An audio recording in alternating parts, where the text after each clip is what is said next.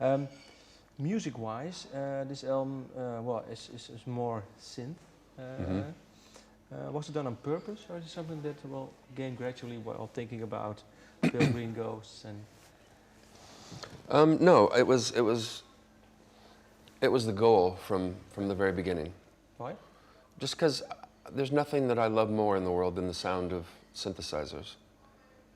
Oh. Nothing. I just love that sound. I've loved it ever since I was a kid. It probably started with listening to ABBA and the synths that they were using in their songs, especially the song Eagle on, ABBA the album. And I remember thinking the clavinet, the clavinet sound in Hey Hey Helen was one of the coolest, dopest, sounds I ever heard.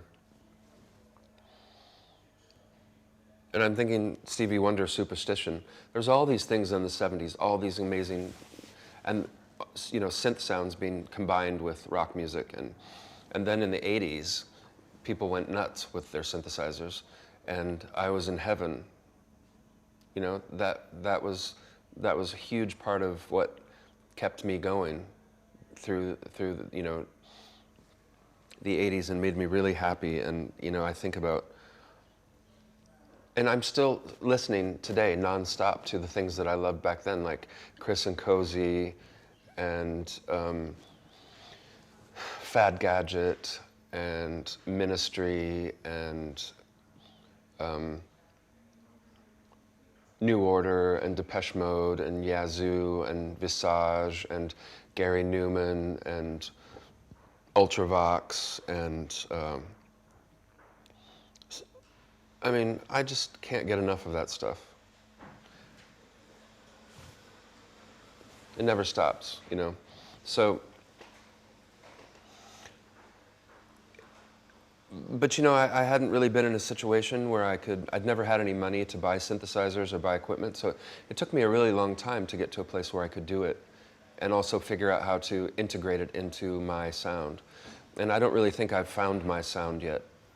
I think I'm still just sort of a baby, in the music sense. But synthesizers always have to be a part of the equation for me because it's just inextricable from my personality. So how important was Biggie Vera for you? Well, he was really important. He was a huge part of the process. He's made a lot of music through the years that I love and that I continue to listen to. He's been around for quite a while and has been making amazing sounds for going on 20 years. And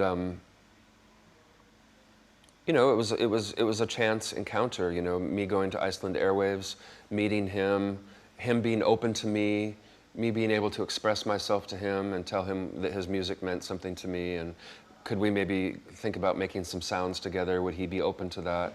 And he was at a time, I caught him at a moment when he was open to that. And so even though I was supposed to do my album in Texas, I ended up staying in Iceland to work with him because I loved the way things were. I loved the way we were connecting in the studio. And we spent a lot of time listening to our favorite music together, and he took me a lot deeper into Mark Almond and Soft Cell and some of those things, and we listened, he taught me about different types of sound and directions of sound, and he was the engineer as well as, my co-producer. So he had a huge effect. You can hear him in the bass synths most clearly, and also the way he mixes and brings things to, emphasizes certain things and brings them to the front. And one of the things that I love about Gus and about what he has done is he's very good at creating tension in music. And electronic music is about addition and subtraction and creating tension and suspense and then resolving things. And he's very good at that. Well, thank you. I have to stop. Okay.